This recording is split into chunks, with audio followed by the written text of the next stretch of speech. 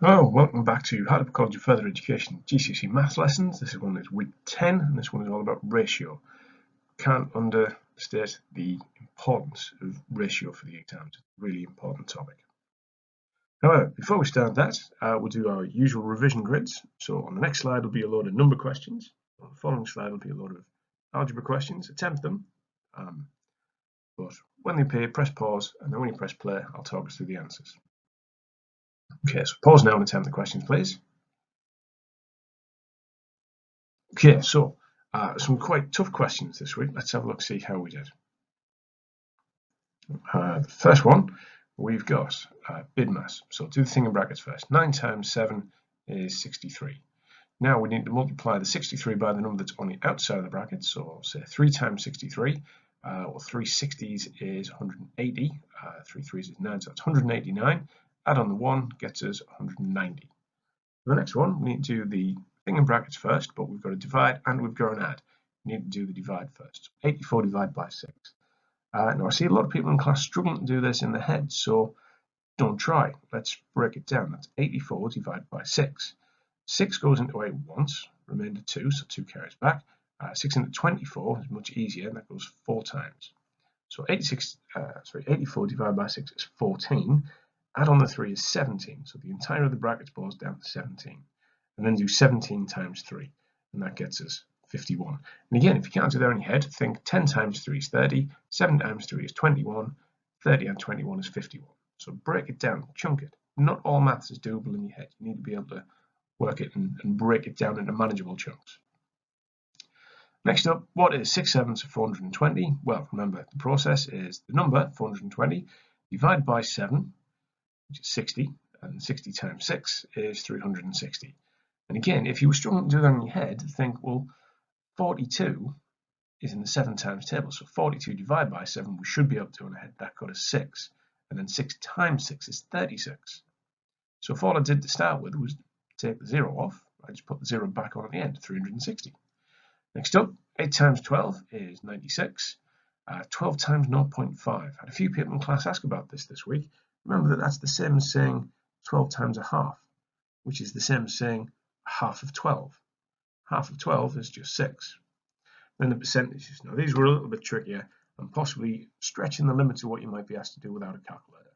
But again, work in increments of 10%. So 10% of 265 would be 26.5. Remember, in context, that's £26.50. So then let's try to find 20%. We'll double it up. Well, that gets us £53. So let's double it up again to 40%. That gets us £106. And then we want to 5%. Remember, 5% is half of 10%, or half of £26.50, which is £13.25. Okay, so what we're doing now is we're adding the 106 and the £13.25, and that gets us £119.25. Next up, we want 30% of 1,320. So we'll start with 10%. 10% is £132, and then we need to triple that to get to 30%, or times it by 3. So that's £396. Next up, the number machine. So start with the input of 63, divided by 7 gets you 9, 9 add 8 is 17. Working backwards, start with a 15, do the opposite, take away the 8, leaves you with 7, and then 7 times 7 is 49. Next up, write 96 as product of prime factors. So starting with a 96, I could do 8 and 12. Usefully, I know this from up here. The 8 I can break down into 2 and 4. 4 I can break into a 2 and 2. So these are now all primes. And the 12 I can break down into a 2 and a 6. That 2 is prime. And then break it down into a 2 and a 3. All primes. So that's 1, 2, 3, 4, 5 2's. So 2 to the power 5 multiplied by 3. So that's product of prime factors, but in index notation. If you've written 2 times 2 times 2 times 2 times 2 times 3, still right because I asked for product of primes, didn't specify an index notation. Next up, working with hundreds and thousands, so 51.5 times 100 is 5,150. Because decimal point moves back 2 spaces. You can even put the 0 in there to help you see it if you want. It goes back to there. 886 divided by 1,000, decimal point moves forward 3 spaces. So that decimal point moves from here to just in front of the 8, so 0.886. Next, list all the factors of 28. So always start with one on the number itself, try and do it in pairs. So 1 and 28 goes in, 2 goes in 14 times, so 14 must be a factor. 3 doesn't go, because you think 3 times table, your nearest multiple is going to be 27 and 30. 4 goes in, 4 goes 7 times, because 4 7s are 28. 5 doesn't go, 6 doesn't go, and then you're back to 7. So you've covered all your factors. And then we've got some addition and subtraction of fractions.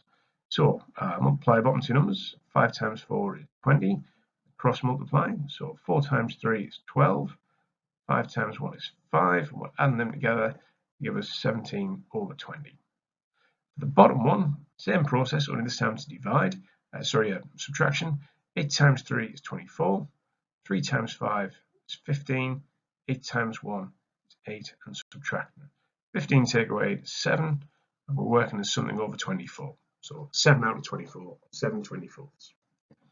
The number stuff. Next up, algebra. So pause it now.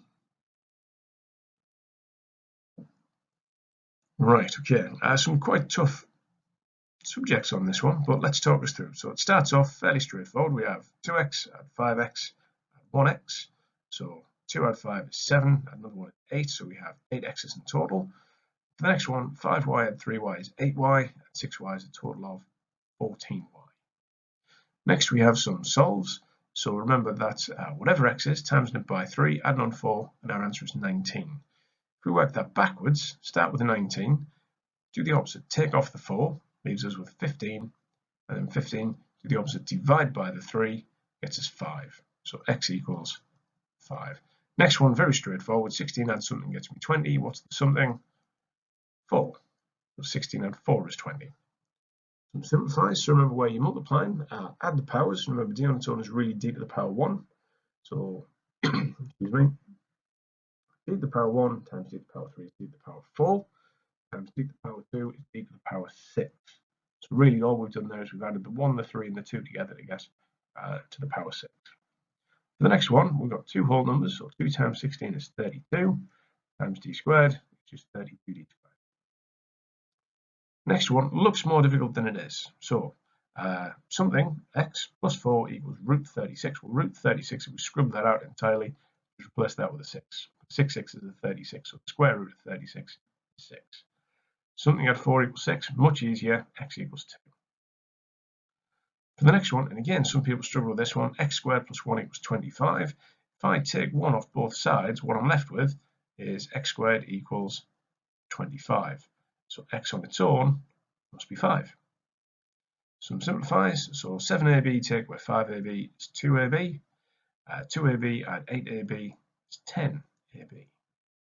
Next up, 63 divided by something is 9. What's the something? Well, think of your 9 times table. This one is 7, so z equals 7. 9 7s is 63. And the next one, 45 divided by something is 5. For this one, z equals 9, because 5 9s are 45. With a couple of two-step equations, so we'll start with a 41, do the opposite, add on the 4, gets you 45, divide by 9 equals 5, so x equals 5.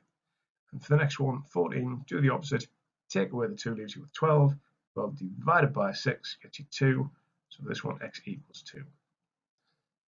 Some expanding brackets, a little bit cramped to do this on the board, but I'm basically doing y times y to get y squared, and I'm doing y times minus 5 minus 5y, and I'm doing the inner term, so 8 times y gets me plus 8y, and I'm doing the last term in each bracket, so 8 times minus 5 is minus 40.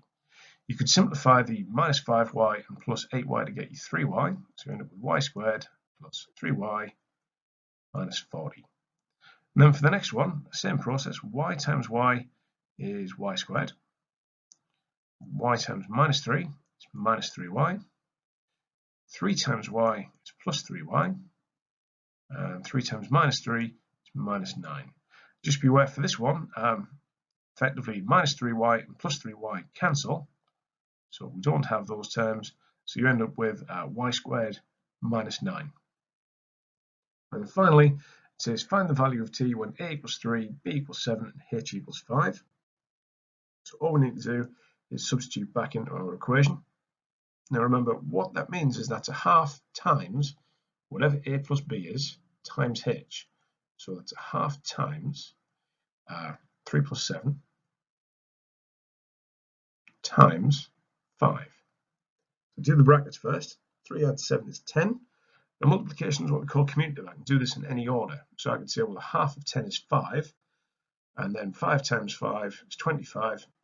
So my answer is 25. In particular, that formula used to be used to do area of a trapezium.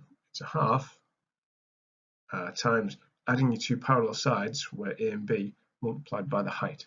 But we have a slightly different three-step approach to doing that, but just in case you're curious. Right, folks, so today is all about ratio. I'm going to go over, in brief, simplest form, and then ratio and its relationship to fractions. Then we'll do a couple of different things where we split an amount into a given ratio, and then we'll do some ratio questions where you have one part and you need to figure out the rest. So the basics to start with.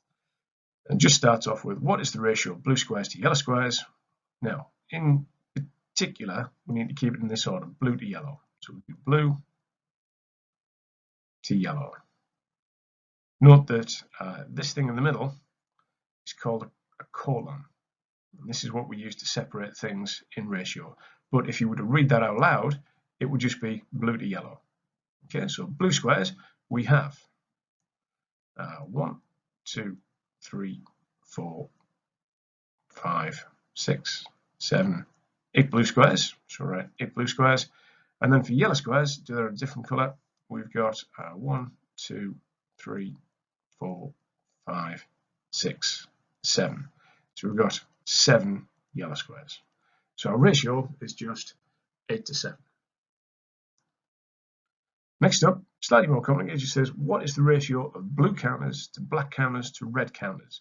And again, remember, we're keeping these in the same order. So that's blue counters to black counters to red counters. So count up all the blue. We've got 1, 2, 3, 4, 5 blue. Then we'll count the black ones. So black, we've got 1, 2. So 2 black. And red ones, we've got 1, 2, 3, 4. So 4. Don't forget your commas to separate them out. So that reads blue to black to red, we have 5 to 2 to 4. Kept it in the same order that the text provided it in.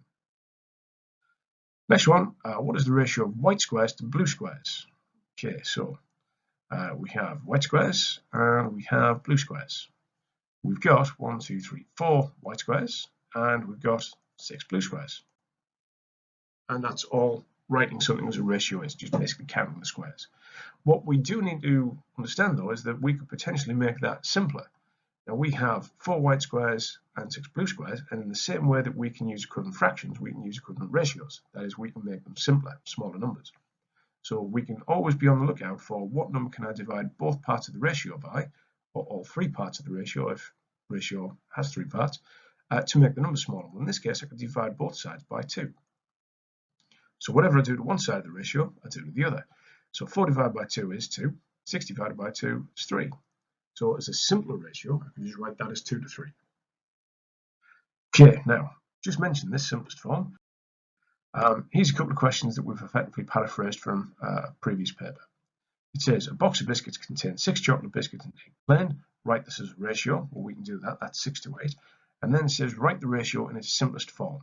So I'm looking for a number that I can divide both 6 and 8 by to make the numbers smaller. In this case, I can divide them both by 2, and that just gets me 3 to 4 as a simpler ratio. One step up from that, we've got the next example that reads, a box of chocolates has 12 milk chocolates, 4 white chocolates, and 8 dark chocolates.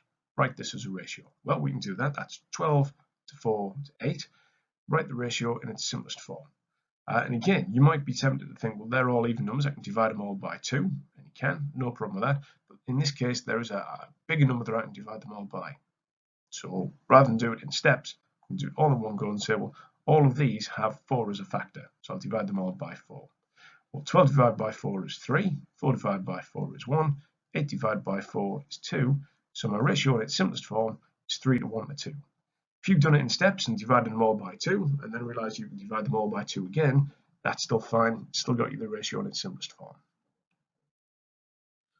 Okay, next up, making fractions. And this is the one that people tend to go a bit skew with on. So starting with example 1, it says the ratio of 3 parts to 5 parts. Now let's help visualize that a little bit. So we've got 3 parts and 5 parts. The question is, represent green as a fraction. Now remember, in a fraction, you have a top number and a bottom number. The bottom number is how many parts there are in total. Well, there's 8 parts there. We've got 3 green and 5 red, but in total, that's 8 parts. So green is 3 parts out of 8, and that's our fraction.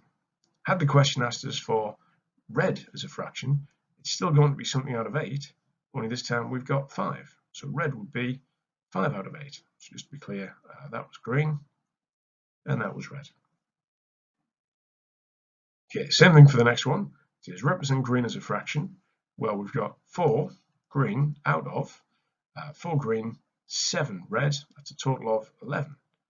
So green as a fraction, is 4 out of 11.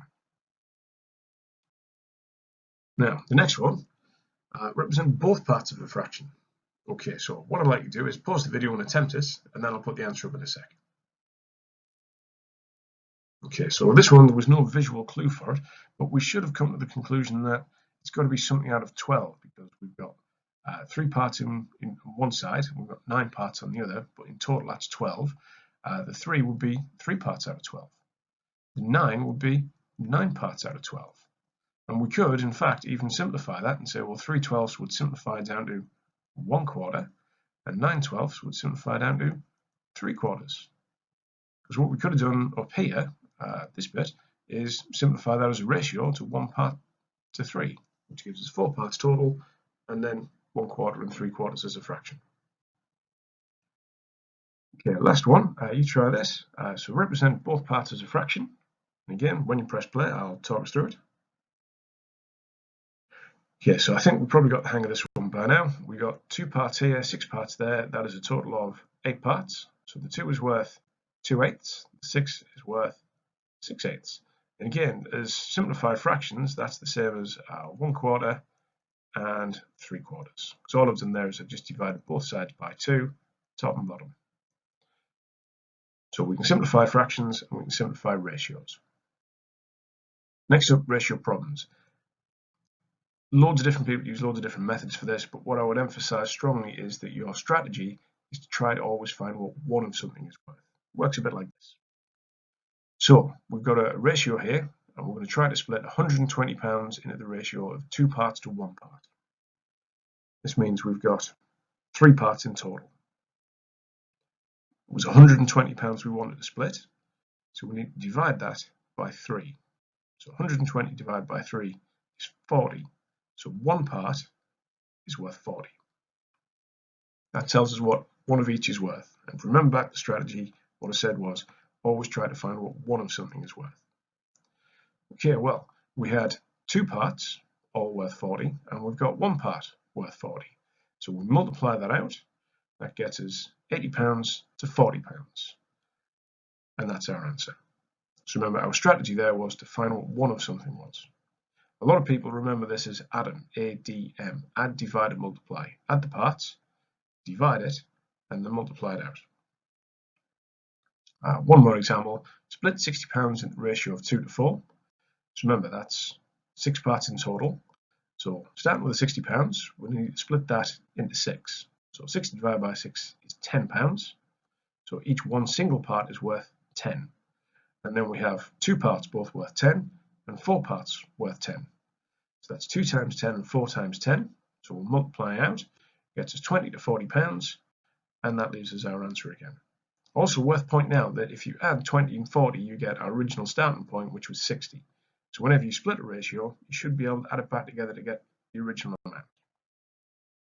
Okay, slightly more worded. It says Mick and Alan get £72 in the ratio of 4 parts to 8 parts. Now remember, what we said in the early part was that whatever the ratio is, you keep it in the order that it's given. So Mick belongs to the 4 and Alan belongs to the 8. So Mick has 4 parts and Alan 8. Now remember, £72 we need to split that. Well, if we add the 4 and the 8, it gets us 12. So we need to divide 72 by 12. 72 divided by 12 is 6. So each part is worth 6. So we'll mix 4 parts, multiply that by 6, and Alan's 8 parts will multiply by 6. And that gets us £24 and £48. So Mick ends up with 24, Alan ends up with 48. Next up, three-way split. So it says Mark, Mick and Jonathan split £81 in the ratio of 2 to 4 to 3. So remember that's 9 parts in total. It's £81 that we're going to split. So we'll say 81 divided by 9 is £9. So each one single part is worth 9. So we'll multiply it out. So 2 times 9 for Mark, 4 times 9 for Mick, 3 times 9 for Jonathan, gets us in the ratio of Mark to Mick to Jonathan, £18 to £36 to £27. Okay, now this is a slightly different way of asking a ratio question. It says Rich and Alan share a pack of sweets in the ratio of 2 to 3. Alan gets 15 sweets. How many does Rich get? Okay, so in a nutshell, here we've got Rich and Alan in the ratio of 2 to 3, just for clarity. And we know Alan has 15 sweets. What we need to work out is what one part is. So really what we're saying is 3 parts is worth 15. We need to figure out what one is. So we'll start with 15 sweets divided by the 3 parts gets us 5. That tells us what one part is worth. So we know that one part is worth 5 sweets. Rich has 2 parts. Each one's worth 5. So 5 times 2 is 10. So Rich gets 10 sweets. One last one. We have Darren and Steve share a crate of pop in the ratio of 4 to 12. Darren drinks 8 cans of pop. How many does Steve drink? So we've got our ratio of Darren and Steve, and the numbers are 4 to 12. Now we know that Darren drinks 8 cans of pop, but has 4 parts. So that's 8 divided by 4 gets us 2. So each single part is worth 2. And if each single part is worth 2 and Steve has 12, we'll say 2 times 12 gets us 24. So Steve has 24 cans of pop. And that's ratio. Okay, so just to make sure we understand, questions on the board, see if you can answer it. Pause now, and then when you press play, I'll talk us through the answer. Right, okay, so the answer for this one, we've got Alan and Mark share pens in the ratio of 3 to 7. So we have Alan and Mark in the ratio of 3 to 7. We know Alan has 18 pens. So 18 pens is 3 parts. So we say 18 divided by 3 is 6. So one part is worth 6. And Mark has 7 parts. So we say 6 times 7 gets us 42. So our answer should have been Mark gets 42 pens. Okay, so on the next couple of slides, we've got the geometry measure and data and stats grids. When they appear, just press pause, attempt the questions, and then when you press play, I will talk through the answers. Pause now. Right, so for the first question, it's compound area. We've got effectively 2 shapes in there. You could have split it either way. I'm going to split it this way. So for the first shape, we've got 5 by 2. So 5 times 2 is 10, so that's centimeters squared. Now for the other shape, the entire construct is 9 centimeters wide. I'll just highlight that a bit. So we've got from here to here is 9. From here to here is 5. So here to here must be 9 take away 5 is 4. So effectively, and although it doesn't look like it, the 4-sided shape on the left-hand side is actually a square because it's 4 by 4, which gets us 16 centimeters squared. So for the total area, add the two together, 16 add 10 is 26. So we're looking at 26 centimeters squared. Next up, it says sketch a reflex angle and a right angle. Well, the reflex angle is that one. So it's anything over 180 degrees. A right angle looks a bit like that. It's just 90 degrees. Next up, it says sketch a trapezoidal prism. Now, all a prism is anything that has the same cross-section all the way through. So if we started off with a trapezium, apologies, it's not very neat, and then just make it 3D, same cross-section all the way through. So that would be a prism. We talk more about prisms when we do 3D shapes later on in the year. Next up, reflect the shape. So this time our line of reflection is on a diagonal line. So I'm going one across on the diagonal of the mirror line. So it reflects one across on the diagonal out. do that for all the points. So this bottom point is 1 across on the diagonal, 1 across on the diagonal out. And this bottom left point is 2 across on the diagonal, 2 across on the diagonal out. And then complete the shape. There we go. Next up, name the shape. Well, it's got 1, 2, 3, 4, 5, 6, 7 sides. So that's called a heptagon. Heptagon. Heptagon. So as a quick reminder, I think everyone remembers triangle is 3, square is 4, pentagon is 5, hexagon is 6, heptagon is 7, octagon is 8, nonagon, if you ever need it, is 9, decagon is 12. Unlikely we'll need anything more than that. How many lines of symmetry does the shape have? It's actually got 8. It's got 1 line of symmetry going through the opposite flat sides, 1 line of symmetry going through the opposite corners. So effectively it's got 2 lines of symmetry for every side for the first 4 sides. Or an easy way of trying to remember this is that for any regular shape, that is any shape that has equal sides and angles, of which that does, then it's got the same amount of lines of symmetry. So 8 lines in total. Next up, sketch the net of a cylinder. So remember, a cylinder looks a bit like this.